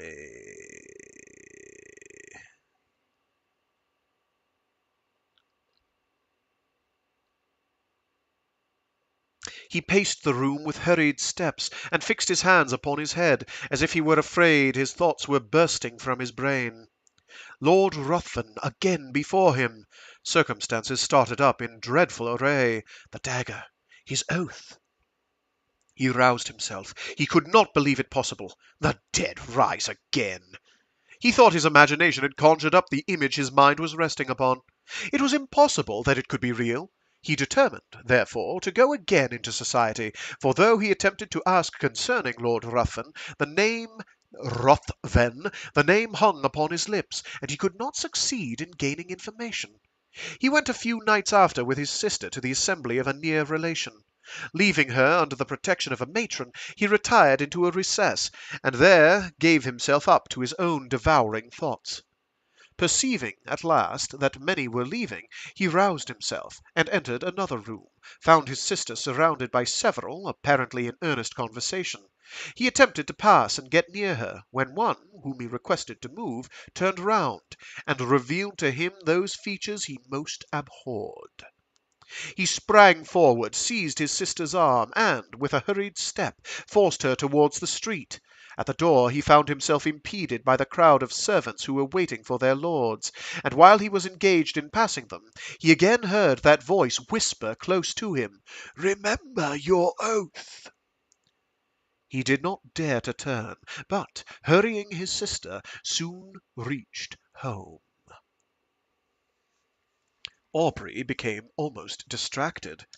If before his mind had been absorbed by one subject, how much more completely it was engrossed now that the certainty of the monster's living again pressed upon his thoughts. His sister's attentions were now unheeded, and it was in vain that she entreated him to explain to her what had caused his abrupt conduct. He only uttered a few words, and those terrified her. The more he thought, the more he was bewildered. His oath startled him. Was he then to allow this monster to roam, bearing ruin upon his breath, amidst all he held dear, and not avert its progress? His very sister might have been touched by him. But even if he were to break his oath, and disclose his suspicions, who would believe him? He thought of employing his own hand to free the world from such a wretch, but death, he remembered, had already been marked. For days he remained in this state, shut up in his room. He saw no one, and ate only when his sister came, who, with eyes streaming with tears, besought him, for her sake, to support nature. At last, no longer capable of bearing stillness and solitude, he left his house, roamed from street to street, anxious to fly that image which haunted him. His dress became neglected, and he wandered, as often exposed to the noonday sun as to the midnight damps. He was no longer to be recognized. At first he returned with the evening to the house, but at last he laid him down to rest wherever fatigue overtook him. His sister, anxious for his safety, employed people to follow him, but they were soon distanced by him who fled from a pursuer swifter than any, from thought. His conduct, however, suddenly changed. Struck with an idea that Struck with the idea that he left by his absence the whole of his friends, with a fiend amongst them, of whose presence they were unconscious, he determined to enter again into society, and watch him closely, anxious to forewarn, in spite of his oath, all whom Lord Ruthven approached with intimacy. But when he entered into a room, his haggard and suspicious looks were so striking, his inward shudderings so visible, that his sister was at last obliged to beg of him to abstain from seeking, for her sake, a society which affected him so strongly. When, however, remonstrance proved unavailing, the guardians thought proper to interpose, and, fearing that his mind was becoming alienated, they thought it high time to resume again that trust which had been before imposed upon them by Aubrey's parents. Desirous of saving him from the injuries and sufferings he had daily encountered in his wanderings, and of preventing him from exposing to the general eye those marks of what they considered folly, they engaged a physician to reside in the house, and take constant care of him. He hardly appeared to notice it, so completely was his mind absorbed by one terrible subject. His incoherence became at last so great that he was confined to his chamber. There he would often lie for days, incapable of being roused. He had become emaciated, and recollection remaining displayed itself upon the entry of his sister. Then he would sometimes start, and, seizing her hands, with looks that severely afflicted her, he would desire her not to touch him. "Oh, do not touch him! If your love for me is aught, do not go near him!" When, however, she inquired to whom he referred, his only answer was, "True, true!" And again he sank into a state whence not even she could rouse him.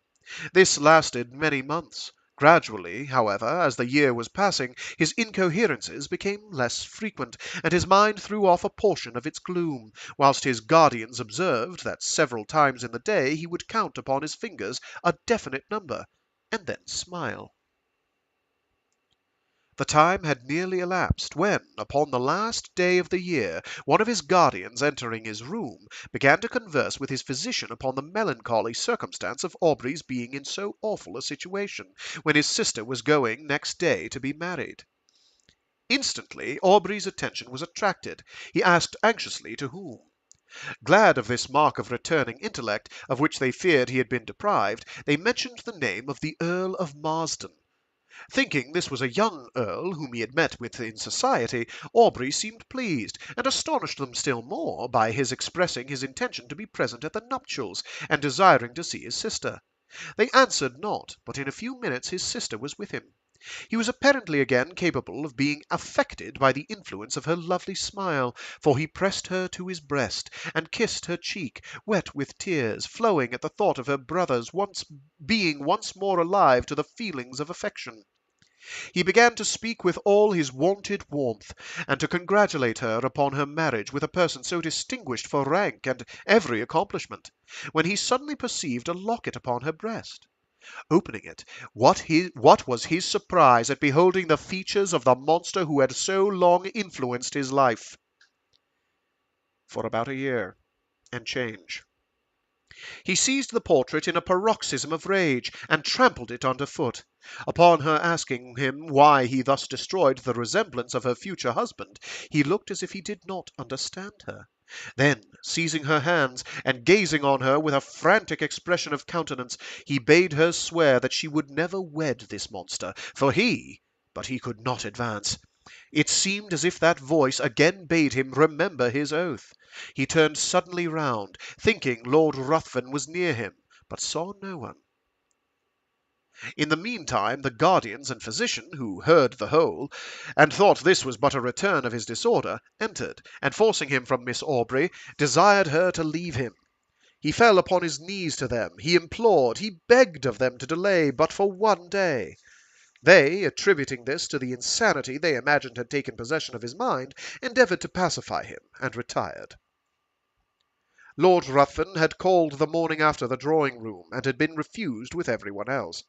When he heard of Aubrey's ill health, he readily understood himself to be the cause of it. But when he learned that he was deemed insane, his exultation and pleasure could hardly be concealed from those among whom he had gained this information. He hastened to the house of his former companion, and, by constant attendance, and the pretence of great affection for the brother and interest in his fate, he gradually won the ear of Miss Aubrey. Who could resist his power? His tongue had dangers and toils to recount, could speak of himself as of an individual having no sympathy with any being on the crowded earth, save with her to whom he addressed himself, could tell how, since he knew her, his existence had begun to seem worthy of preservation, if it were merely that he might listen to her soothing accents. In fine, he knew so well how to use the serpent's art, or such was the will of fate, that he gained her affections. The title of the elder branch falling at length to him, he obtained an important embassy, which served as an excuse for hastening the marriage, in spite of her brother's deranged state, which was to take place the very day before his departure for the Continent. Aubrey, when he was left by the physician and his guardians, attempted to bribe the servants, but in vain. He asked for pen and paper. It was given him.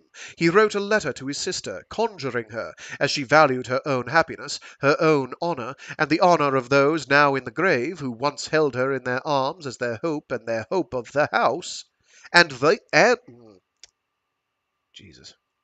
He asked for pen and paper. It was given him. He wrote a letter to his sister, conjuring her, as she valued her own happiness, her own honour, and the honour of those now in the grave, who once held her in their arms as their hope and the hope of their house, to delay but for a few hours that marriage, on which he denounced the most heavy curses. The servants promised they would deliver it, but giving it to the physician, he thought it better not to harass any more the mind of Miss Aubrey by what he considered the ravings of a maniac. Night passed on without rest to the busy inmates of the house, and Aubrey heard, with a horror that may more easily be conceived than described, the notes of busy preparation. Morning came, and the sound of carriages broke upon his ear. Aubrey was almost frantic. The curiosity of the servants at last overcame their vigilance. They gradually stole away, leaving him in the custody of a helpless old woman. He seized the opportunity, with one bound was out of the room, and in a moment found himself in the apartment where all were neatly assembled. Lord Ruthven was the first to perceive him. He immediately approached, and, taking his arm by force, hurried him from the room, speechless with rage. When on the staircase, Lord Ruthven whispered in his ear, "Remember your oath, and know, if not my bride today, your sister is dishonoured. Women are frail." So saying, he pushed him towards his attendants, who, roused by the old woman, had come in search of him. Aubrey could no longer support himself. His rage not finding vent, he had broken a blood vessel, and he was conveyed to bed. This was not mentioned to his sister, who was not present when he entered, as the physician was afraid of agitating her. The marriage was solemnized, and the bride and bridegroom left London. Aubrey's weakness increased. The effusion of blood produced symptoms of the near approach of death. He desired his sister's guardians might be called, and when the midnight hour had struck, he related composedly what the reader has perused. He died immediately after. The guardians hastened to protect Miss Aubrey, but when they arrived, it was too late. Lord Ruthven had disappeared, and Aubrey's sister had glutted the thirst of a vampire.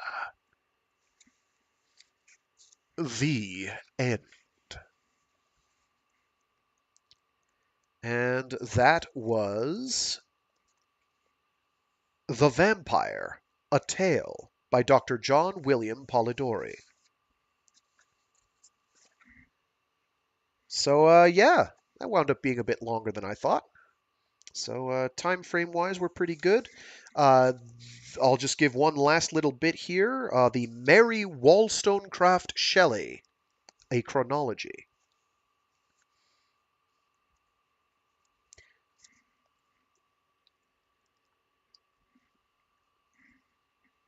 (1797). William Godwin and Mary Wollstonecraft marry on 29 March. Mary W. Godwin is born on 30 August. Her mother dies 10 days later. Jeez. Well, that's pretty typical of the time period. That and like being in a family of like 10 children and all but like 2 survive. All but 2 die. It was a brutal time. 1801, age 4. William Godwin and Mrs. Mary Jane Claremont marry on 21 December. Mrs. Claremont brings with her a son, Charles, aged 7, and daughter Jane, aged 4, later called Claire, to join young Mary and Fanny Imlay, daughter of Mary Wollstonecraft by Gilbert Imlay. 1807, age 10. Godwin family moved to Skinner Street, Holborn. 1812, age 14 to 15. On 3 January, Percy Bysshe Shelley, Percy Bysshe Shelley, Bysshe? I don't actually know how his name is pronounced. Bysshe. Bysshe Shelley? Percy Bysshe Shelley, recently married to Harriet Westbrook, starts a correspondence with Godwin, whose ideas he reveres. He becomes a regular visitor to his house in the autumn, during Mary's absence. She has gone for a long stay with the Baxter family in Dundee, but meets Percy and Harriet on a brief visit home on 11 November. 1814, age 16 to 17. Mary returns home in May and begins a relationship with Percy Shelley. On 28 July, they elope to the continent, taking with them Claire Claremont. On 30 November, Harriet Shelley gives birth to Charles, her second child. Mary, Percy, and Claire return to England in September. 1815, age 17. In February, Mary gives premature birth to a daughter who dies, unnamed, a few days later. By August, Mary and Percy have settled at Bishopsgate, Windsor. 1816, age 18 to 19. In January, Mary gives birth to a son, William. The family, along with Claire, leave England for Geneva early in May. They meet Byron, with whom Claire has already formed a liaison, and take up residence next to him at Montalegre, near Colonie. Mary begins to write Frankenstein in June. In July, Mary and Percy visit and explore the Mer de Glace at Chamonix, a major inspiration for Mary's novel. In September, they return to England. On 9 October, Fanny Imlay, Mary's half-sister, commits suicide. 2 months later, Harriet Shelley is found drowned. Mary and Percy marry in London on 30 December. Jeez. That took a turn. 1817, age 19 to 20. In March, the Shelleys, with Claire and her daughter Allegra, by Byron, move to Marlow. On 14 May, Frankenstein is completed. Mary gives birth to a daughter, Clara, in September. History of a 6 Weeks Tour is published in November. 1818, age 20 to 21. Frankenstein is published at the beginning of January. Mary, Percy, Claire, and the children all leave for Italy on the 11th of March. In June, they settle for 2 months at Bagni de Lucca, moving to Este in September. Baby Clara dies in Venice. Whilst there, they visit Byron. In December, they travel south to Rome and settle in Naples for the winter. Mary and Percy go sightseeing together. 1819, age 21 to 22. In March, they return to Rome. More tragedy as their son William dies in June. So far, all Mary's children have perished. At this time, Mary writes the semi-autobiographical Matilda, a novella on the theme of father-daughter incestuous love, which is not, however, destined to be published in her own lifetime. Gee, I wonder why. They depart for Leghorn. The tastes of the time and social taboos of the time would not have permitted discussing that. Would have been verboten. They depart for Leghorn. Having moved to Florence for her approaching confinement, Mary gives birth to a son, Percy Florence, in November. He will be the only Shelley child to survive. 1821, age 23 to 24. In April, they return to Bagne di San Giuliano for the summer. In October, they move to Pisa, with Edward and Jane Williams and Lord Byron as near neighbors.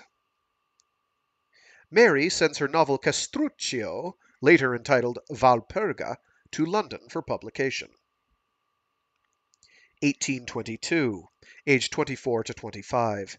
In May, the Shelleys settle with the Williamses at Casamagni, near Lerici. 1 month later, Mary almost dies from a miscarriage, but is saved by the quick-thinking efforts of her husband. In early July, Percy and Edward sail to Leghorn to meet Leigh Hunt, but are lost at sea in a storm on the return journey. In September, Mary joins the Hunts and Byron at Geneva. 1823, age 25. Valperga is published in February. The second edition of Frankenstein is published. In August, Mary returns to London. 1824, age 26. In the spring, Mary begins work on The Last Man, a novel set in the 21st century and purported to be the narrative of the lone survivor in a world decimated by plague. Byron dies in Greece. Mary's edition of Percy Shelley's posthumous poems is published, but suppressed at the insistence of Sir Timothy Shelley, his father. 1824 to 1839, age 26 to 41. During these years, Mary Shelley writes numerous articles and stories for various magazines and journals, including the London Magazine, the Westminster Review, and the Keepsake. 1826, age 28 to 29. The Last Man is published in February. Percy Florence becomes heir to the Shelley title and estate in September when Charles Byshe, Shelley's son by Harriet, dies. 1830, age 32. Perkin Warbeck, Mary's fourth novel, is published. 1832, age 35. Percy Florence is entered at Harrow. 1835, age 37. Volume 1 of the Lives of the Most Eminent Literary and Scientific Men of Italy, Spain, and Portugal for Lardner's Cabinet Cyclopedia is published. Mary contributes the lives of Petrarch, Boccaccio, and Machiavelli. In March, Lodore is published. In October, Volume 2 of the Lives is published, Mary writing essays on Alfieri, Foscolo, Goldoni, Monti, and Metastasio. 1836, age 38. William Godwin dies on 7 April. That age, of course, is her age, not these other people. 1837, age 39. Faulkner, Mary's last novel, is published. In July, Percy Florence is entered at Trinity College, Cambridge. Volume 3 of the Lives, including essays by Mary on Calderon, Cervantes, and Lope de Vega. 1838 to 39, age 40 to 41. Mary continues to exercise her exceptional biographical talents by writing and publishing numerous essays for the Lives of the Most Eminent Literary Scientific Men of France, 2 volumes, for Lardner's Cabinet Cyclopedia. They include essays on Montaigne, Rabelais, Corneille, Molière, Pascal, Racine, Voltaire, Rousseau, Condorcet, as well as eminent literary and scientific women, Mademoiselle Roland and Mademoiselle de Staël. 1839, age 41. Mary prepares and publishes an edition of Percy Shelley's poetical works. Although Sir Timothy still forbids her to write a biography of the poet, she is able to include biographical material in her notes to the poems. Percy Shelley's essays, letters, and translations are also published. 1844, age 46. Rambles in Germany and Italy, a book based on Mary's continental tours with Percy Florence and his friends between 1840 and 1843, is published. 1851, age 53. Mary Wollstonecraft Shelley dies on 1 February at Chester Square, London. She is buried between the remains of her mother and father in St. Peter's Churchyard, Bournemouth. And with that, our Frankenstein saga comes to an end. And next week, I'll decide what we're reading. Because I haven't yet decided. I have too many options. Anyway, hopefully this took your mind off current events and allowed you to at least lose yourself a little from the rigors of reality, the slings and arrows of a sometimes baffling and unjust world. If you know, you know. If you don't, it's fine. Anyway, this Friday we'll continue to read through The Jesus Incident by Bill Ransom and Frank Herbert. And on Monday, we will continue to read through Manfac by Martin Caidin.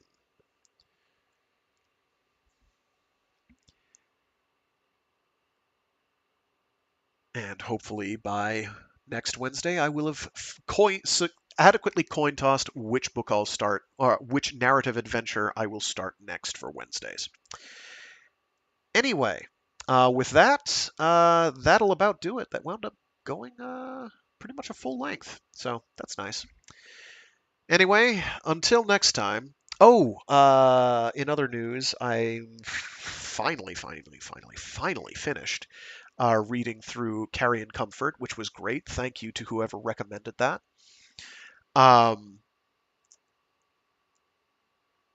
That's excellent. I can't wait to read it on stream. It'll have to be a while, but at some point it will get read.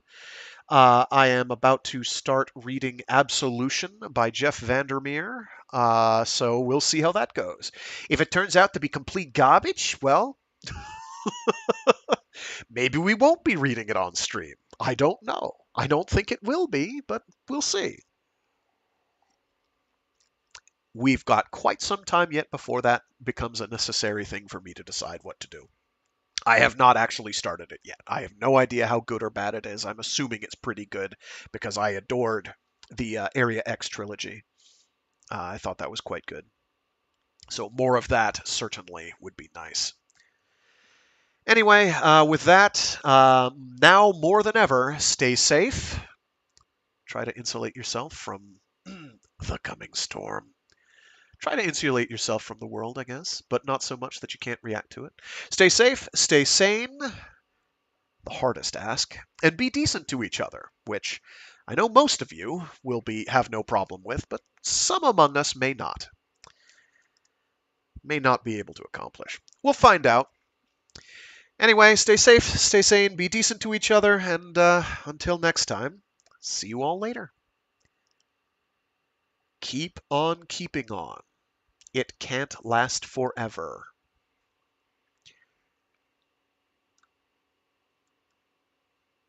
But we'll keep it going as long as we can, right?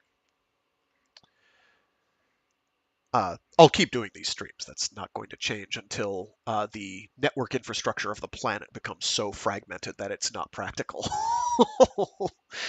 Which hopefully will be a while yet. Maybe not as long as we'd like. Call it pirate radio. Anyway, I should really be making sure I have these recorded using the recording software instead of downloading them after the fact. That really would be a good idea. I'll start doing that for next year, certainly. They wind up being bigger that way, but that's okay.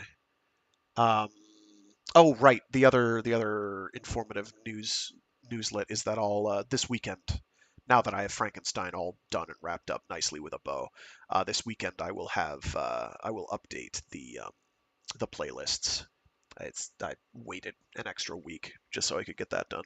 I get Frankenstein done, so I don't have to worry about, oh, there's one Frankenstein not in its spot. So we'll have that done this weekend. Anyway,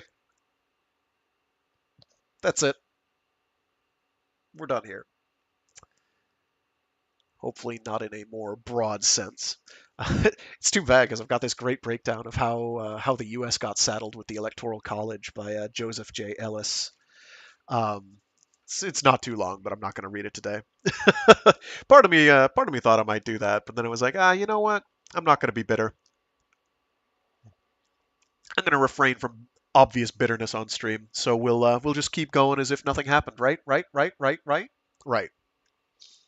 Anyway, I do all sorts of cool things I want to read aloud. All sorts of cool things. I am never at a loss. Sometimes I can't decide because I have too many choices. This is a problem. This is a real problem. Anyway, until next time, I will see you all later. And again, take care out there. Don't let the woes of the world get you down. Anyway, I'll see you all next time, hopefully. And